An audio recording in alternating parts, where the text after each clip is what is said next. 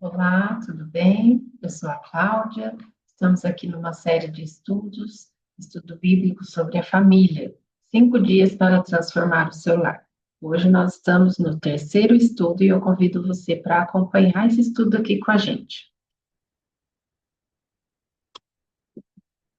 Bom, os objetivos gerais dessa série de estudo é a gente refletir sobre o plano divino, o plano de Deus para a nossa família, sua família, e aprimorar também os relacionamentos, as práticas dentro do lar, né? E reconhecermos que o cuidado com o lar, ele é uma expressão de adoração e testemunho a Deus.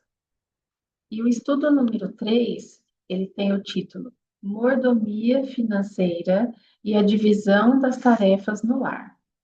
E aí você vai me perguntar, o que é mordomia? Nós temos, assim, de conhecimento, né, um significado para a palavra mordomia, que significa folga, regalia, né? Mas se a gente olhar o original da palavra, o que significa mordomo, ser mordomo, então nós vamos ver aqui o significado pelo dicionário. Então, mordomo significa é o indivíduo encarregado de administrar em residência alheia as tarefas domésticas cotidianas, distribuindo-as entre os demais empregados. Também é a pessoa que administra os bens de uma irmandade ou qualquer outro estabelecimento. Então, se a gente juntar esses dois significados, né, é a pessoa encarregada de administrar os bens ou as tarefas domésticas, né? E aqui ele frisa ainda, né, em residência alheia, ou seja, nós vamos aqui falar hoje sobre como administrar os bens e as atividades domésticas que Deus nos concede. Não são os nossos bens, mas são os Deus que Deus nos concede, os recursos que Deus nos concede. E como administrar tudo isso. Então, os objetivos desse estudo, a gente vai falar sobre gerenciar os recursos financeiros, né? E também as responsabilidades domésticas. E se a gente juntar esses dois elementos, tanto a parte financeira quanto as atividades domésticas, isso tudo tem muita influência na harmonia e na paz no lar, né? E evita muitos desgastes.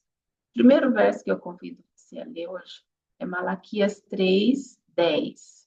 E diz assim: Trazei todos os dízimos à casa do tesouro, para que haja mantimento na minha casa. E provai-me nisso, diz o Senhor dos Exércitos, se eu não vos abrir as janelas dos céus e não derramar sobre vós bênçãos sem medida. Então, esse verso, ele traz para nós um conceito de fidelidade a Deus em relação aos dízimos, né? E por quê? Esse verso, ele traz para nós o conceito de que Deus é o provedor de tudo que nós temos. Deus é quem faz a provisão de tudo que nós precisamos, né? E quando a gente reconhece que Deus é quem concede todos os recursos e bênçãos para nós, né? Então nós confiamos nele e nós agradecemos a ele sendo fiéis no dízimo, que foi o que ele deixou como orientação na Bíblia, né? Nesse verso, trazei todos os dízimos à casa do tesouro.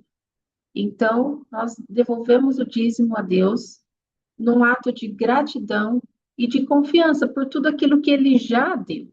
E o verso, ele fala assim, né? Na parte final, ele fala assim: se eu não vos abrir as janelas, para a gente provar o Senhor, se ele não vai ser fiel em nos abrir as janelas e derramar bênção sobre nós, né? E aqui eu gostaria de fazer uma reflexão seguinte, né? Deus não está falando assim que primeiro eu dou o dízimo e depois ele me abençoa. Não.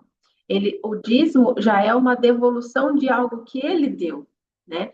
Então, aqui, o convite que ele faz para a gente provar a Deus é se eu der o dízimo, se ele não vai continuar me abençoando, se não vai me fazer falta, porque Deus já me deu, e eu estou devolvendo a parte que é o combinado com Deus, que é o dízimo, 10%.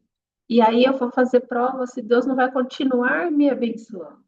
Então, Deus é muito bom, Deus é maravilhoso e Ele deseja a nossa fidelidade, né? Ele deseja a nossa confiança de que Ele vai continuar conduzindo, Ele vai continuar nos dando a sua bênção. Agora, o próximo verso, 2 Coríntios 9:7, diz assim: cada um contribua segundo tiver proposto no coração, não com tristeza ou por necessidade, porque Deus ama quem dá com alegria. Então, aqui é um convite para a gente contribuir de acordo com o que vai no nosso coração. Ou seja, eu não devo contribuir com tristeza ou por necessidade, querendo ganhar algo em troca, mas eu devo contribuir porque eu quero, de boa vontade. E aqui faz até um paralelo com o dízimo, né? Porque o dízimo é algo que Deus pede, né? Deus fala, trazei os dízimos. E a própria palavra dízimo significa 10%. Então, Deus já estabeleceu qual é o valor do dízimo, é 10%. Em relação às ofertas, Deus fala, contribua de acordo com o seu coração, de acordo com as bênçãos que você tem recebido, né? Com alegria. E aí o verso termina, porque Deus ama quem dá com alegria. Então, aqui fica um convite, né? Para que, além do dízimo, você possa retribuir a Deus tantas outras coisas que Ele tem feito na sua vida, você possa retribuir isso com ofertas, né? E trazendo aqui agora para a nossa conversa sobre mordomia, sobre você servir, sobre você administrar bem, principalmente aqui com relação às atividades domésticas, né? Aqui fala que a gente tem que fazer com alegria, que a gente tem que servir uns aos outros com alegria, servir ao nosso lar com alegria, né? E quando a gente entende isso, a gente vê um conceito de voluntariado, né? Fazer porque eu quero fazer para servir uns aos outros, com amor, e também isso também traz dignidade a todos os serviços que precisam ser feitos em casa. Né? Agora vamos para o nosso terceiro verso, Provérbios 3, 9 e 10, né?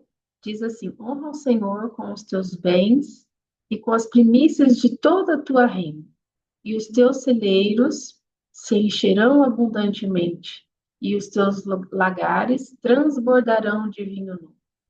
Então, esse verso, ele também traz aí um princípio, né, sobre a mordomia financeira, que é enfatizar, assim, que Deus, ele não deseja qualquer parte, né, das nossas finanças, e nem também das nossas atividades domésticas.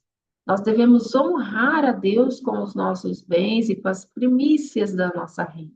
E o que é primícia? Primícia é o primeiro e o melhor, é a melhor parte, é a primeira parte. Então, é esta primeira parte e a melhor parte que nós devemos dedicar a Deus. E o que isso significa? Significa que Deus vai ser o soberano da nossa vida, Deus vai ser o soberano até das nossas finanças, né? Nós devemos priorizar a Deus. Então, primeiro eu separo o que é de Deus. Primeiro eu separo o dízimo, primeiro eu separo a oferta, e o restante eu vou administrar com sabedoria. E em relação às nossas atividades, primeiro é o meu tempo com Deus. Primeiro eu separo o melhor tempo para Deus e depois eu faço as outras atividades. Então, nós devemos honrar ao Senhor também com as nossas finanças e também nas nossas atividades do lar. Aqui o próximo verso, Eclesiastes 4, de 9 ao 10, né? Diz assim: melhor é serem dois do que um, porque tem melhor paga do seu trabalho. Porque se caírem, um levanta o outro, um levanta o companheiro. E ai, porém, do que estiver a sós e cair, e não houver quem o levante.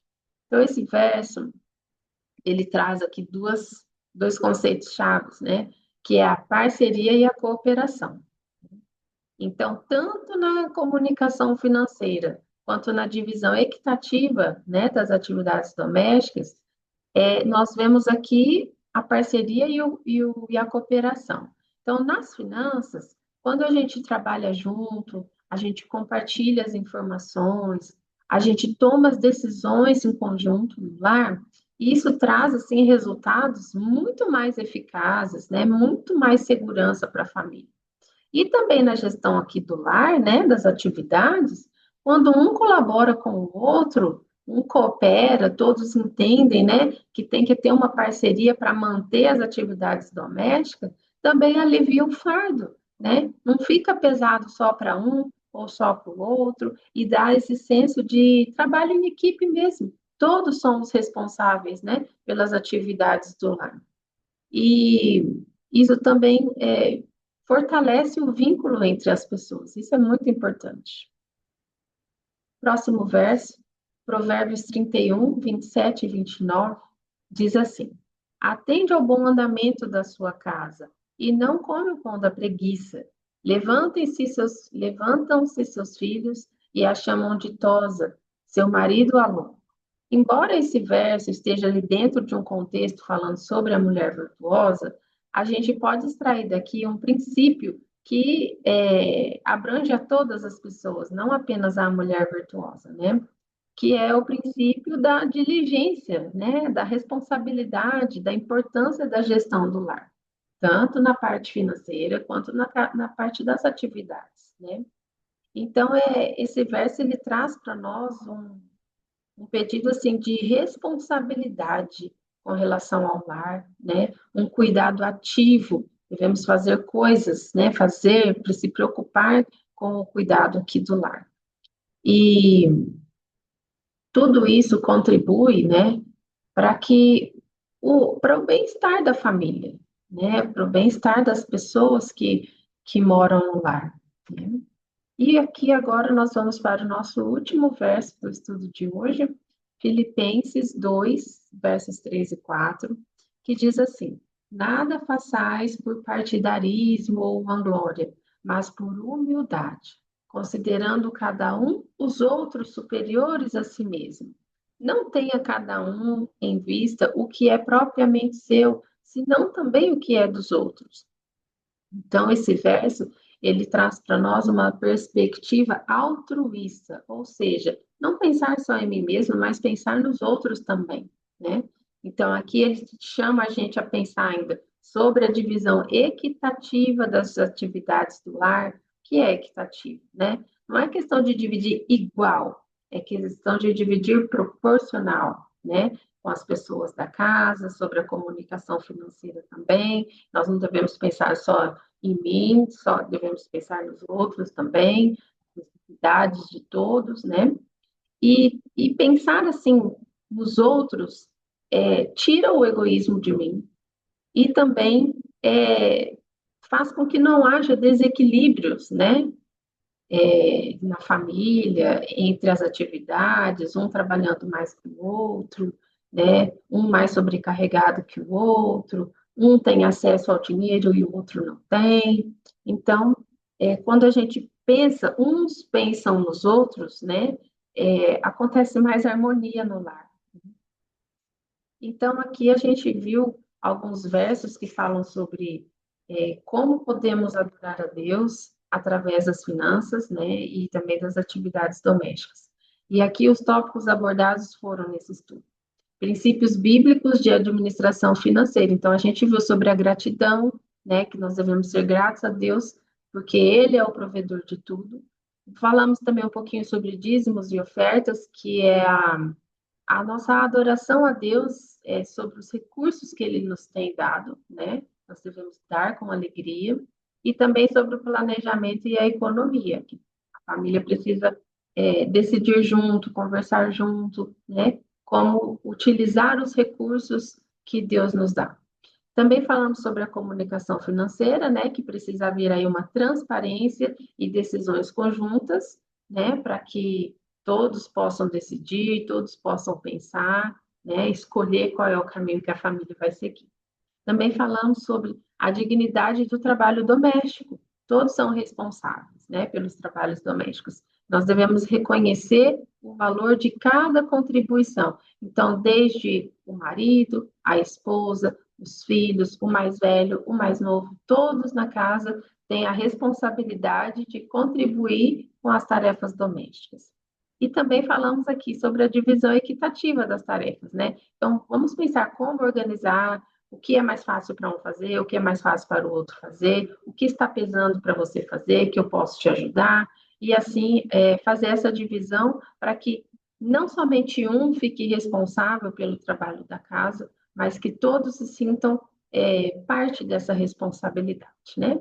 E aí, diante desse estudo, temos aqui algumas perguntas para reflexão, né? Para a gente pensar. Então, vamos lá. Primeira pergunta.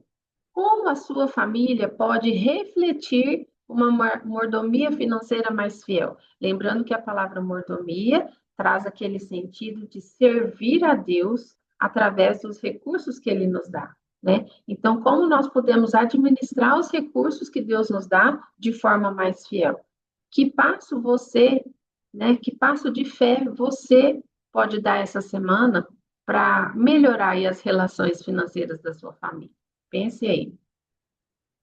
Outra pergunta: o que você pode fazer para promover uma divisão mais justa e mais amorosa das responsabilidades domésticas, aliviando a carga das pessoas e fortalecendo esse senso de equipe e de união?